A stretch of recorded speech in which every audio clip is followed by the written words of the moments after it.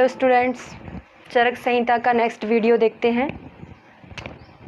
आज की क्लास में अनुमान भाव और परीक्ष भाव को याद करने के लिए ट्रिक बताएंगे।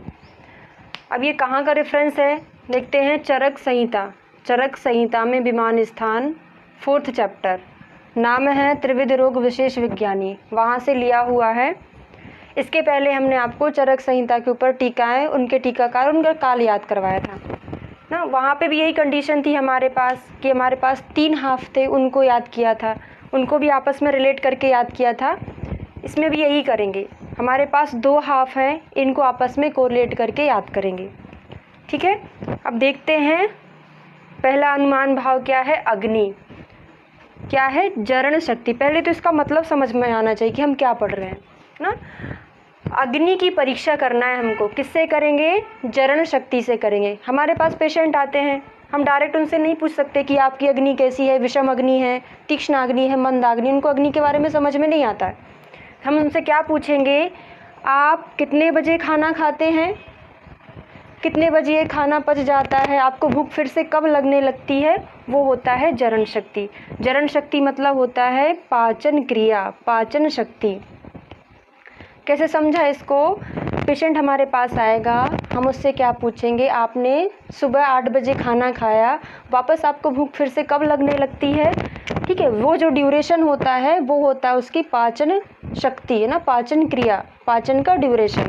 ठीक है, उसके आधार पर हम अग्नि की परीक्षा करते हैं। मान लो पेशेंट ने 8 बजे भरपेट खाना खाया, उसको 9 बजे फिर से भूख लगने लग गई। इसका मतलब क्या हुआ? उसकी अग्नि कैसी है? बहुत तीक्ष्ण अग्नि है ना। तो अग्नि की परीक्षा किससे करते हैं? जरण शक्ति। जरण शक्ति मतलब पाचन शक्ति। दूसरा आता है बल, व्यायाम शक्ति से इसकी परीक्षा करते हैं। ये हमारी बॉडी के अंदर चीज़ें हैं, हमारे बॉडी के अंदर क्या क्या चीज़ें हैं, उनका परीक्षण हम किस किस चीज़ से करते हैं। ठीक है, तो बल की परीक्षा हम किससे करेंगे? व्यायाम शक्ति से करेंगे।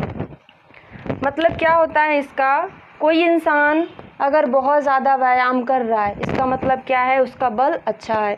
बहुत ज़्यादा व्यायाम करने के बाद भी नहीं थक रहा है, इसका मतलब बल अच्छा है। थोड़ा सा भी किसी ने व्यायाम कर लिया, जल्दी थक गया, तो क्या हो गया? बल उसका कैसा होता है? कम होता है। ठीक है, इसको ऐसे भी याद कर सकते हो। अब रटने के लिए कैसे याद करेंगे? व्यायाम करोगे तो बल बढ़ेगा, व्यायाम करने से बॉडी का बल बढ़ता है। ठीक है, 3rd नंबर का आता है श्रोतादि। श्रोतादि मतलब शब्द, स्पर्श, रूप, रस, गंध। श्रोतादि मतलब श्रोत है, कर्ण है, घ्राण है ना, त्वचा, ये सारी पंचेंद्रिय। पंचेंद्रिय की परीक्षा कैसे करते हैं? शब्द आदि से करते हैं। शब्द आदि से इसकी परीक्षा की जाती है। मतलब श्रोत की परीक्षा कैसे करेंगे? शब्द से। कोई इंसान है ना, कोई पेशेंट है, उसके कानों में सुनाई नहीं दे रहा है। कान मतलब क्या हो गया? श्रोत। श्रोत में शब्द का ग्रहण नहीं हो पा रहा है या ज़्यादा ग्रहण हो रहा है, तो इससे अपन याद रख सकते हैं कि श्रोत में क्या है? शब्द। नेक्स्ट आता है मनोअर्थ। मनोअर्थ है व्यभिचरण। व्यभिचरण से मनोअर्थ का ज्ञान कर सकते हैं। अब देखो, एक तो 2 क्वेश्चन बनते हैं। पदार्थ विज्ञान में आप जब पढ़ते हो ना, वहाँ पे आता है मन का एक लक्षण है व्यभिचरण। व्यभिचरण मीनिंग क्या होता है? मन एक विषय को छोड़कर दूसरे विषय को ग्रहण करने लगता है। जैसे बहुत सारे स्टूडेंट क्या होते हैं, क्लास में बैठे हैं, लेकिन उनका मन कहाँ होता है? कहीं और चला जाता है ना, उसका मतलब होता है व्यभिचरण। तो मन जा रहा है ना, मन इधर उधर चला जाता है, तो मन का व्यभिचरण। नेक्स्ट आता है विज्ञान। विज्ञान का है व्यवसाय। जिसके अंदर जितना ज्ञान होगा, हाँ, विज्ञान को क्या पढ़ेंगे हम? आधा ज्ञान पढ़ेंगे। जिसके अंदर जितना ज्ञान होगा उतना ही उसका व्यवसाय अच्छा चलेगा। जिसके पास ज्ञान नहीं होगा उसका व्यवसाय नहीं चलेगा। ठीक है, नेक्स्ट है रज। आपको पता है रज मानसिक गुण होते हैं। मानसिक गुण कितने होते हैं? गुण की बात कर रहे हैं ना, दोष की बात नहीं कर रहे। मानसिक गुण 3 होते हैं, सत्व, रज और तम। अगर इनकी दोषों से तुलना की जाए तो सत्व में कौन रहता है? पित्त दोष। रज वात में और तम कफ में। ठीक है। अब यहाँ पे देखो रज क्या है, वात दोष में क्या है, रज गुण होता है, रज मानसिक गुण होता है। ठीक है, तो संग, बात करते हैं हम, किसी से हमने बात की कि हमको भी संग ले चलना, हम भी तुम्हारे साथ चलेंगे, तो बात संग, संग ऐसे याद कर लेना, रज के साथ क्या है, संग है। नेक्स्ट है तम। अगर किसी के ऊपर तम का आवरण चढ़ा है, किसी की बुद्धि के ऊपर तम का आवरण है, तम क्या, कफ का आवरण है, तो उसको ज्ञान होगा, नहीं होगा ना, तो क्या हो जाएगा, अविज्ञान। कैसे याद किया, अगर किसी की बुद्धि के ऊपर तम का आवरण है, कफ का आवरण है, तो उसको ज्ञान नहीं होगा, तो अविज्ञान। ठीक है। नेक्स्ट है क्रोध। किसी के ऊपर हमको गुस्सा आता है, जब गुस्सा आएगा तभी तो हम अभिद्रोह करेंगे, तभी तो हम विद्रोह करेंगे। इसको ऐसे भी याद रख सकते हो, क्योंकि अभी इसके बाद एक और ऐसे ही आने वाला है, तो हम इसको कैसे याद रख लेंगे। अभी क्रोध में कौन सी वाली मात्रा है, ये वाली मात्रा है, द्रोह में भी यही वाली मात्रा है।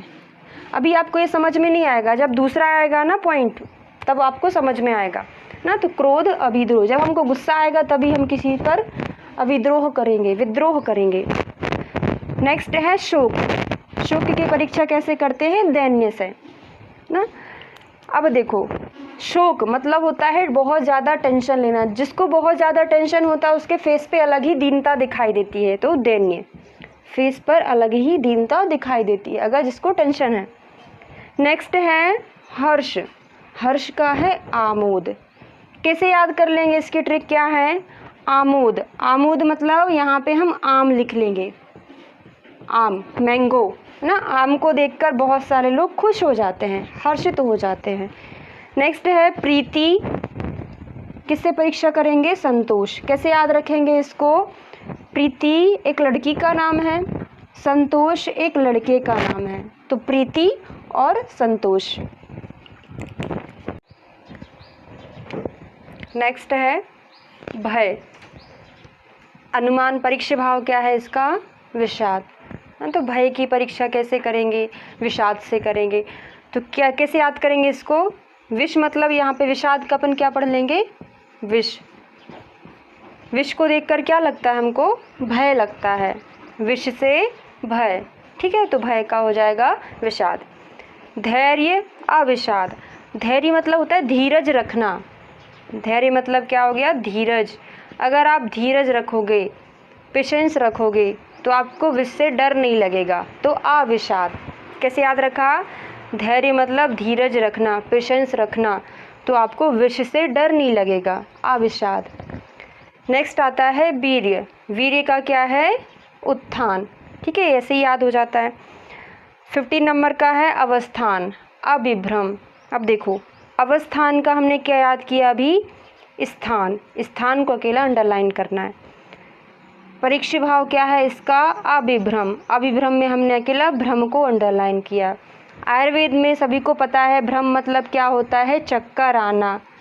जब भी सिर चकराता है या चक्कर आता है तो आप एक स्थान पर नहीं रह पाते हो ना, एक स्थान पर नहीं टिक पाते हैं, तो अवस्थान का अभिभ्रम। नेक्स्ट है श्रद्धा। श्रद्धा का क्या है, अभिप्राय। श्रद्धा मतलब क्या, इंटरेस्ट, किसी चीज़ों में, किन्हीं चीज़ों में रुचि होना, उसको क्या बोलते हैं, श्रद्धा ना। बहुत सारे लोगों का श्रद्धा या बहुत सारे लोगों का अभिप्राय अलग अलग होता है, तो इसको ऐसे भी याद रख सकते हैं ना। श्रद्धा मतलब थोड़ा सा इनको समझ के ही याद रखना है, ऐसा नहीं कि हर चीज़ की ट्रिक हो, हर एक शब्द का, हर एक सेंटेंस का हम ट्रिक नहीं बना सकते हैं, तो इसको समझ के याद रखना है। श्रद्धा मतलब क्या होता है, इंटरेस्ट होना, किसी चीज़ में इंटरेस्ट होना। हाँ, तो अभिप्राय मतलब भी वैसे ही होता है, अभिप्राय। नेक्स्ट है मेधा। मेधा मतलब पता है आपको, बुद्धि। बुद्धि से ही क्या होता है, ग्रहण होता है। सभी विषयों का ग्रहण किससे होता है, मेधा से होता है, बुद्धि से होता है। नेक्स्ट है संज्ञा। संज्ञा नामकरण। बहुत सारे लोग हिंदी मीडियम वाले होते हैं, बहुत सारे इंग्लिश मीडियम वाले हैं, है ना।